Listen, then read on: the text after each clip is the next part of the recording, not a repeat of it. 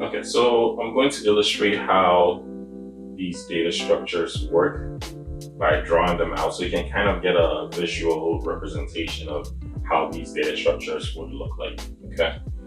So first we're going to start with lists. And a list is pretty self-explanatory. It will look something like this.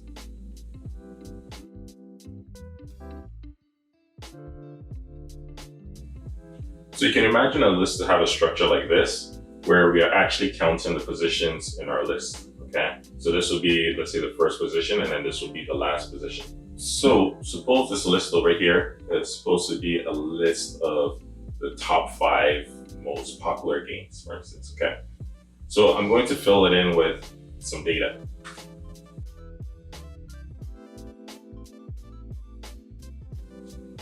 So as you can see here, we started adding some data to our list over here.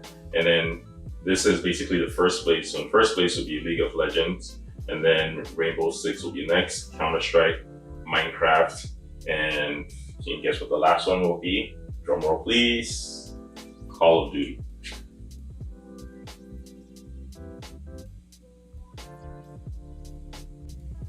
So this is essentially what a list will look like. It's pretty self-explanatory.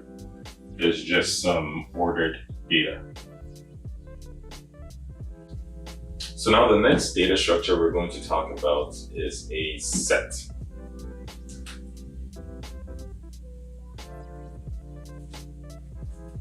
And before we talk a little bit more about the set, let's just take a moment to acknowledge how perfectly round this hand-drawn circle is. Damn. I'm just joking. It's not really hand-drawn. Yeah, so let's go ahead and add some data to this set.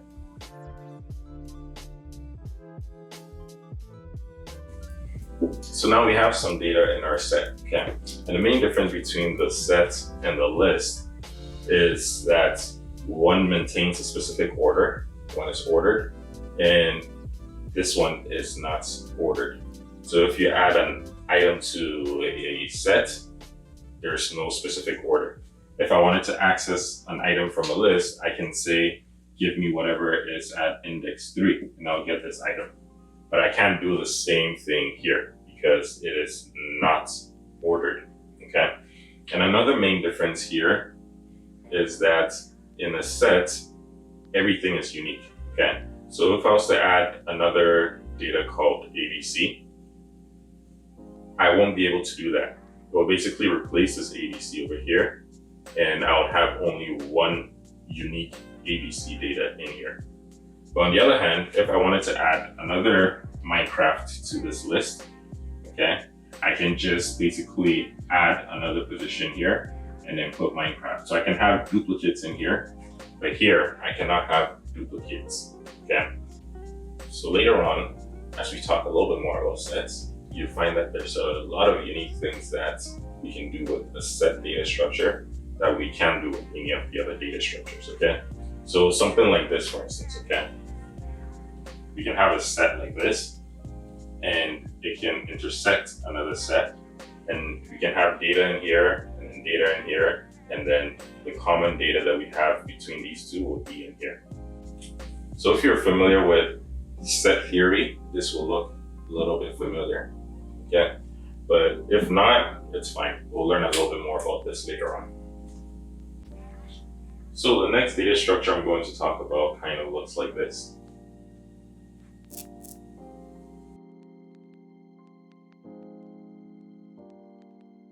So then once I fill in the data for this, it will look like this.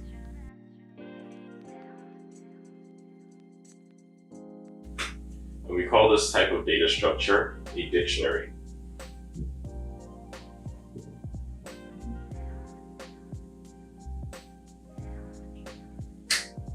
Okay, so what makes this dictionary unique is that it has kind of a key and value relationship. So if you think of a typical dictionary, you look up a word, and then once you see that word, there's a lot more description for that word, okay?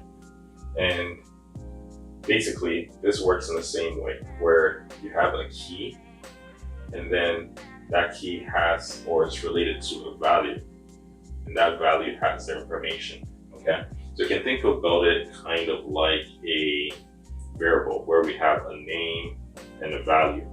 In the same way, here we have a name and then we have the value that is associated with that name. Okay, but also keep in mind that this is just an example. We don't need to just use one single character as our key. This could be anything. For instance, this could be operating system as a key, and then the value could be Windows.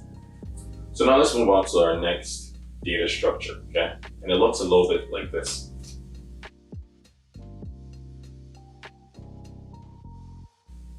So this is our next data structure, and you're probably thinking to yourself, okay, well, this basically looks like a list. The only thing is that you just put some fancy border around this, okay? This is not just a fancy border. This is to indicate that with this, we can't change the elements in here. So let me add some data in here.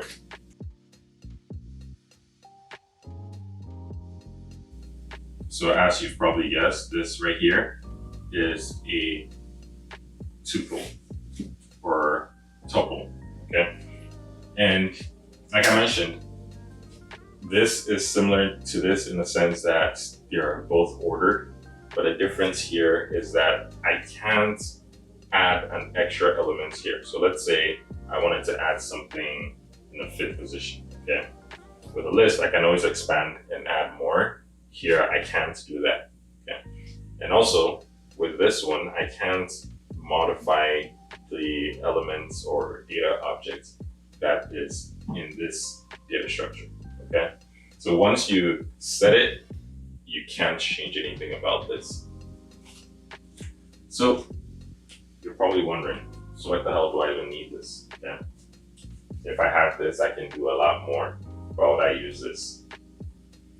And once you start dealing with a lot of information or a lot of data, so let's say you go into an area like big data or machine learning, for instance, you're going to be dealing with a lot of data, okay? And this is more efficient, or it uses a lot less memory in your computer. However, because of the nature of this data structure, this will use much more memory than this would. So this is useful if the data that you're using, you know that it's not going to be changing anytime soon, or you know that you're not going to be adding more data to that object, okay? But I'm just going to go over them one more time. So, like I mentioned with the list, everything here is ordered. And also, we can add more items, so it's changeable. And with a set, everything here is not ordered or unordered. And also one thing that you should note here is that you can't have duplicates. So everything here is unique. And once we talk about dictionary here, this is a little bit special. We have a key and value kind of relationship. Now when we move on to the tuple or tuple, this one is just identical to this. The only difference here is that this is not changeable. So this is ordered and not changeable. So now hopefully you understand the main differences or similarities between these data structures and what makes each one here special.